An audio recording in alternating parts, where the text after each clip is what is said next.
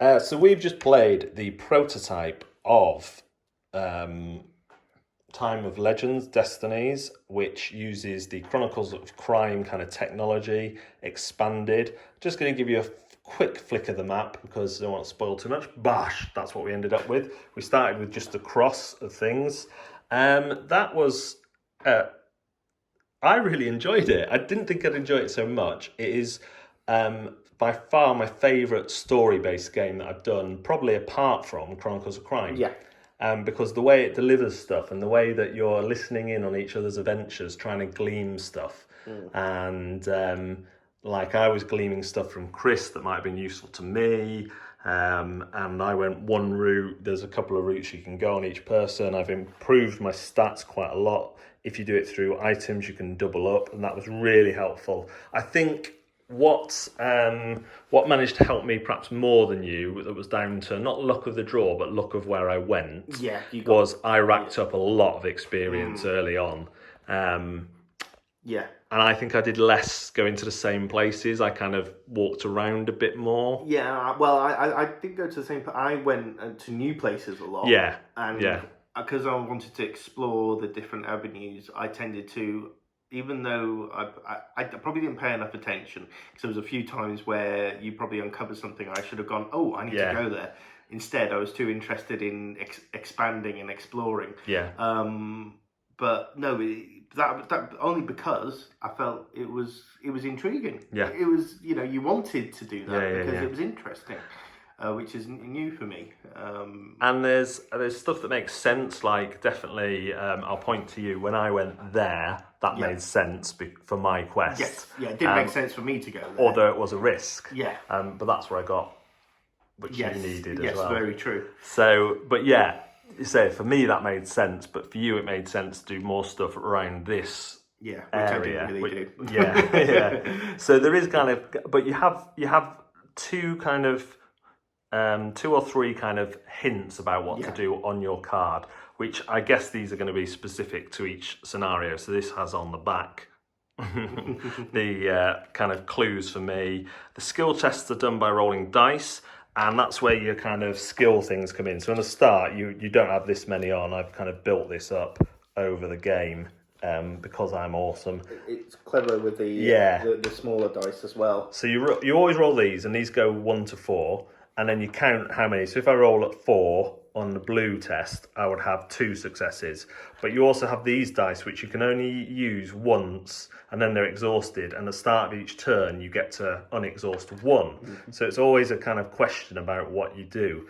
And even while I was kind of getting into the end of my game, if you'd been near the end of yours, I felt like, because I didn't do a few things right in terms of what it was asking me, that you could have snuck in and done your one. Yeah. Your one seemed a bit quicker would have been, if you'd have got there, it would have been a bit quicker. If I found the right people at the right time, and maybe if I'd given up on one side of the quest because you had the items. Yeah. And I realised it quickly, but I kind of still went exploring that side of it. Yeah. Well, it is, isn't it? You kind of like, you turn something over, you're putting stuff out, like, it's even like little minis sometimes, which in this game does really help some of it to see an actual physical representation. You don't need it for all, and you also use tokens. There's a really clever system. If you drop some equipment, you put a token on it on that map, and then you put a matching token on the equipment you've dropped, so people can go there and pick it up. It works really well. I think there's a few little bugs in the software at the moment, it's an alpha, isn't it? Pre-alpha. Where it was, we had to get it through tests. I had to get it through test flight on the App Store, so you can't get it in the App Store. But considering where it is in the development, that was a surprisingly complete scenario that I felt there were still things we didn't even explore. No. So you could definitely kind of go again with the same character and try and do something different, or take one of the other characters.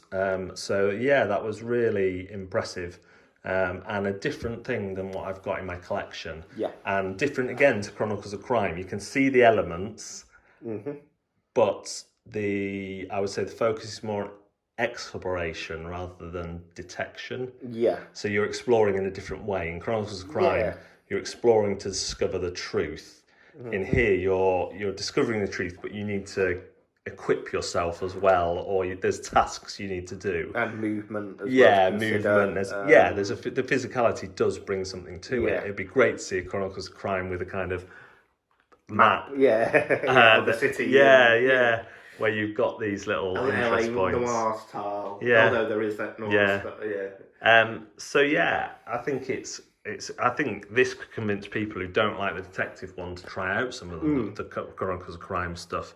But as we said on our Chronicles of Crime first playthrough, it just shows again how versatile the software is. Yeah. And it rarely got in the way of the game. The interesting thing about it with Chronicles of Crime, and I know this really relies on the app, don't get me wrong, but somehow Chronicles of Crime seems to rely on it even more because you cannot do anything without the app. Yes. Whereas because you're buying things, and I know that's through the app, but still there's a physicality. There's the rolling of the dice, which I know comes in later with Chronicles of Crime, but there's experience, there's the successes, there's almost, it feels like it's less reliant, although it needs it.